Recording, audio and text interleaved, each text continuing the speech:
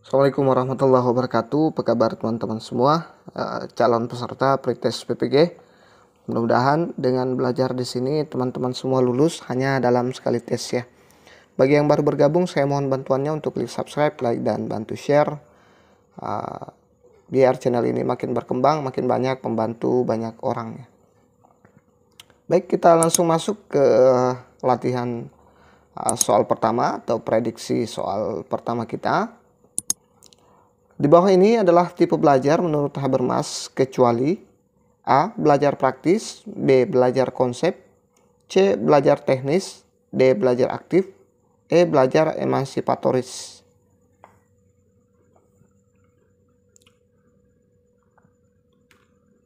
Jadi jawaban yang tepat adalah belajar aktif ya. Itu menurut tipe belajar Habermas ya. Habermas Rijn 1996 adalah tokoh humanis yang memiliki banyak pengaruh terhadap teori belajar humanis ya. Menurutnya, belajar baru akan terjadi jika ada interaksi antara individu dengan lingkungannya. Lingkungan belajar yang dimaksud di sini adalah lingkungan alam maupun lingkungan sosial. Sebab antara keduanya tidak dapat dipisahkan. Habermas Rijn 1996 membagi tipe belajar ke dalam 3 bagian, yaitu belajar teknis atau technical learning, yang kedua adalah belajar praktis, dan yang ketiga adalah belajar emansipatoris.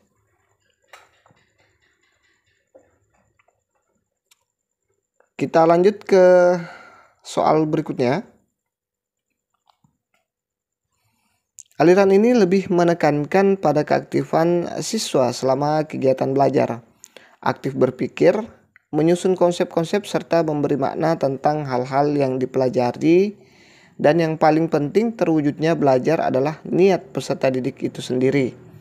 Pernyataan tersebut merupakan aliran dari teori A. Behavioristik, B. Humanistik, C. Cybernetik, D. Konstruktivistik, E. Kognitivistik.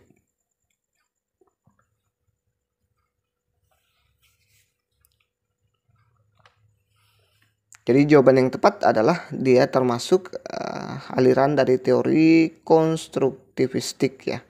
Menyusun konsep-konsep serta memberi makna tentang hal-hal yang dipelajari, dan yang paling penting adalah terwujudnya belajar ya, adalah niat peserta didik itu sendiri tanpa ada paksaan ya. Kita lihat teori konstruktivisme adalah pembelajaran yang bersifat generatif ya, yaitu tindakan mencipta sesuatu makna dari apa yang dipelajari. Pendekatan konstruktivisme mempunyai beberapa konsep umum seperti yang pertama itu pelajar aktif membina pengetahuan berasaskan pengalaman yang sudah ada. Selanjutnya adalah dalam konteks pembelajaran, pelajar seharusnya membina sendiri pengetahuan mereka. Sama dengan kata kunci yang ada di soal.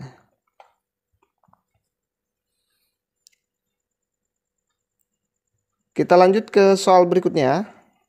Menurut Brunner, apabila seseorang memahami objek-objek atau dunianya melalui gambar-gambar dan visualisasi verbal, dengan kata lain, peserta didik belajar melalui bentuk perumpamaan atau perbandingan. Hal ini merupakan tahapan dari A. Intuitif, B. Ikonik, C. Simbolik, D. Konflik, E. Enaktif.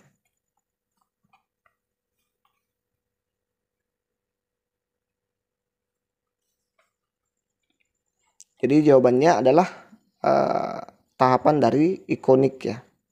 Seseorang memahami objek-objek atau dunia melalui gambar-gambar dan visualisasi verbal, dengan kata lain bentuk perumpamaan atau perbandingan ya. Peserta didik belajar melalui bentuk perumpamaan atau perbandingan. Ini merupakan tahapan dari ikonik ya. Kita lihat teori belajar Brunner terbagi 3, yaitu enaktif, ikonik, dan simbolik. Yang pertama, tahap enaktif, ini jarang sekali alfa ya, baik itu di UP maupun di pretest PPG. 0 hingga 2 tahun, seseorang melakukan aktivitas-aktivitas dalam upayanya untuk memahami lingkungan sekitarnya. Artinya, dalam memahami dunia sekitarnya, anak-anak menggunakan pengetahuan motorik. Yang kedua, tahap ikonik 2 hingga 4 tahun. Seseorang memahami objek-objek atau dunianya melalui gambar-gambar dan visualisasi verbal.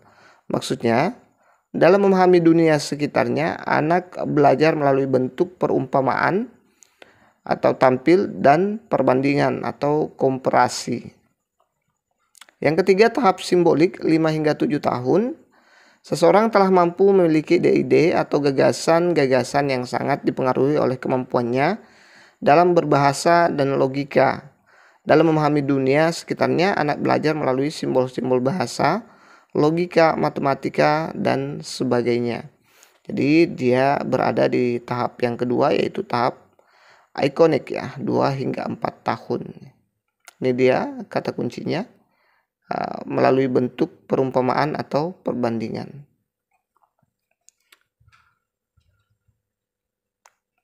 Kita lanjut ke soal berikutnya. Apabila dalam proses belajar, peserta didik melakukan sesuatu sampai dengan mendapatkan respon yang tepat dan sesuai dengan apa yang diinginkan, serta menghilangkannya apabila dirasakan tidak sesuai. Hal ini merupakan prinsip belajar dari A. Stimulus respon, B. Trial and error, C. Konseptualisasi, D. Conditioning, E. Shaping.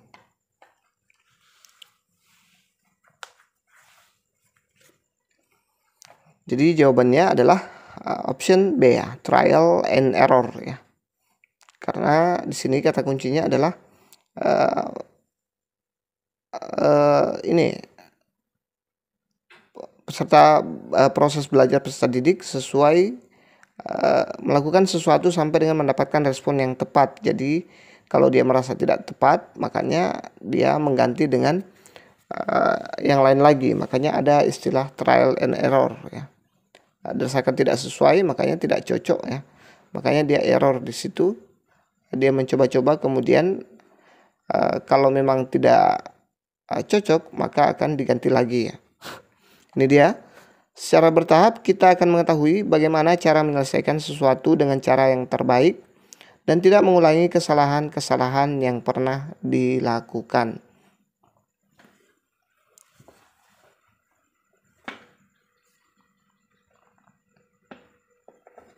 Kita lanjut ke soal berikutnya.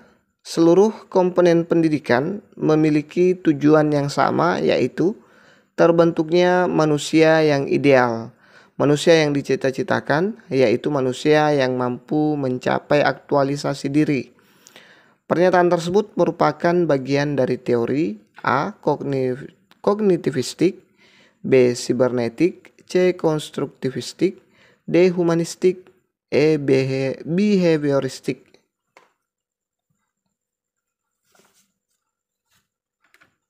Jadi jawabannya adalah option D. Humanistik ya. Ini kalau ada kata manusia berarti itu humanistik ya. Ini terbentuknya manusia yang ideal, manusia yang dicita-citakan, yaitu manusia yang mampu mencapai aktualisasi diri. Sangat jelas kata kunci soal ya. Dia berada di teori humanistik. Kita lihat teori belajar humanistik yang berkembang dari teori behavioristik. Tokoh dari teori humanis adalah Carl Rogers dan Abraham Maslow. Definisi dari teori humanis merupakan metode pembelajaran yang fokus pada peserta didik guna mengembangkan potensinya.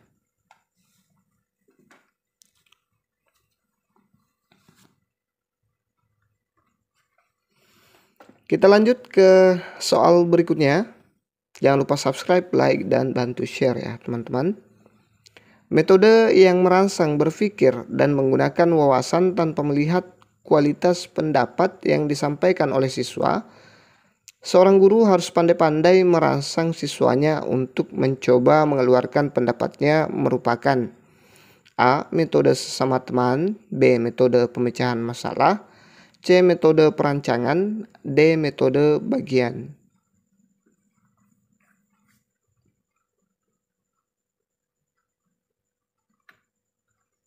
Jadi jawaban yang tepat adalah option B, yaitu metode pemecahan masalah ya.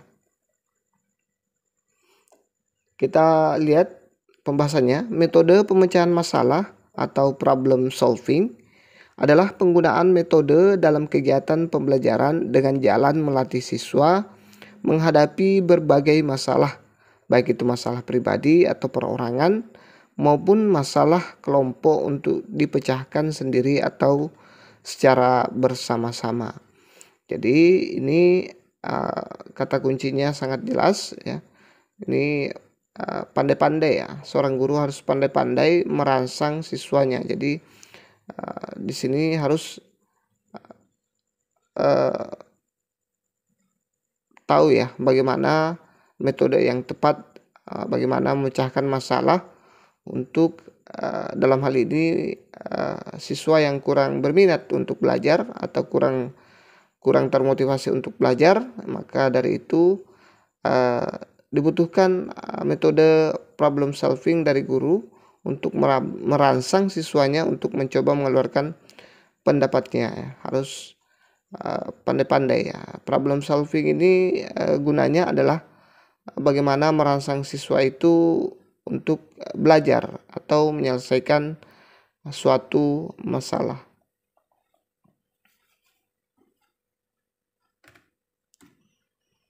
Kita lanjut ke soal berikutnya. Strategi guru saat peserta didik belum siap melakukan keterampilan berpikir tingkat tinggi adalah: A. Tetap melakukan aktivitas dengan keterampilan berpikir tingkat tinggi. B. Membangun skemata dari pengetahuan awal yang telah diperoleh sebelumnya dengan pengetahuan baru yang akan diajarkan. C. Membentuk kelompok siswa dengan kemampuan yang heterogen. D. Merubah perencanaan disesuaikan dengan kemampuan siswa. Jadi ini bukan jawabannya teman-teman. Saya lupa mengatur ukuran fontnya dengan font yang di atasnya. Jadi ini kesalahan teknis ya.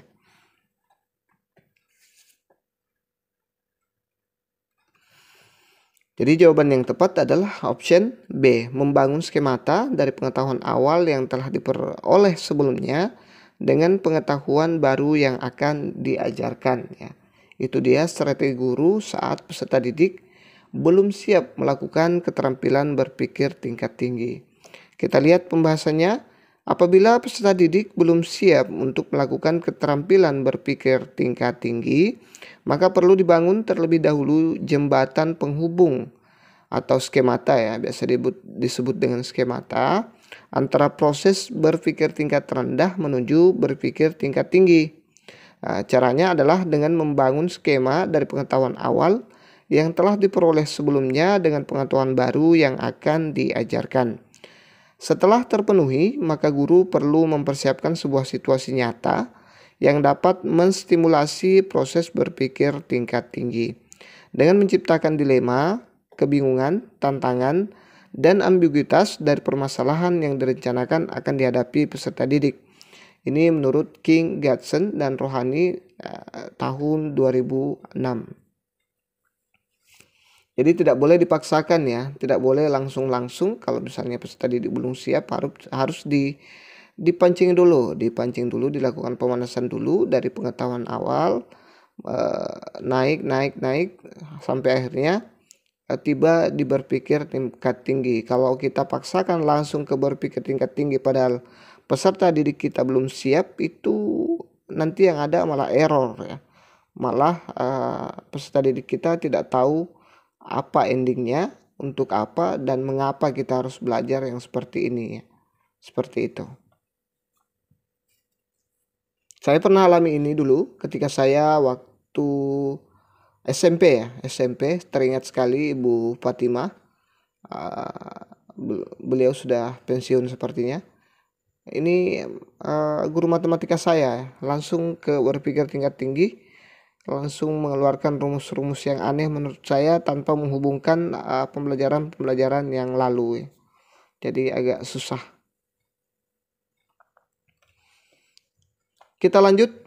Contoh penerapan teori behavioristik yang dapat dilakukan oleh guru dalam praktik pembelajaran adalah: A. Menyediakan atau memberikan kegiatan-kegiatan yang merangsang keingintahuan siswa dan membantu mereka mengekspresikan gagasannya. Ini mengekspresikannya, saya salah ketik. B. Memberikan penjelasan pengetahuan baru. C. Memahami tahap-tahap perkembangan peserta didik dan menggunakan metode pembelajaran sesuai dengan tahap tersebut.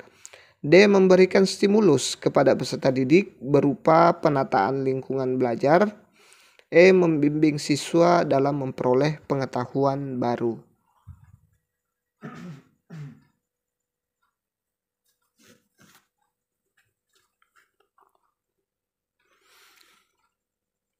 Jadi jawaban yang tepat adalah memberikan stimulus kepada peserta didik berupa penataan lingkungan belajar ya. Contoh penerapan teori behavioristik yang dapat dilakukan oleh guru dalam praktik pembelajarannya. Jadi kita seperti yang kita pahami bersama bahwa teori behavioristik itu adalah teori yang dikenal lebih umum yaitu stimulus dan respon ya. Stimulus dan respon ya. Dengan memberikan stimulus maka kita sebentar atau nantinya akan melihat bagaimana respon peserta didik. Nah, memberikan stimulus ini dengan memberikan peserta didik berupa penataan lingkungan belajar, karena yang diinginkan adalah pembiasaan ya atau behavior, kebiasaan. Jadi kita membuatkan peserta didik berupa penataan lingkungan belajar yang sesuai dengan materi yang kita ajarkan pada saat itu ya. Oke, saya kira cukup untuk video kali ini. Insya Allah kalau banyak yang tonton, banyak respon dari teman-teman, kita akan lanjut terus sampai teman-teman nanti ujian pretest PPG-nya. Mudah-mudahan bermanfaat. Terima kasih banyak sudah menonton. Jangan lupa subscribe, like, dan bantu share. Wassalamualaikum warahmatullahi wabarakatuh.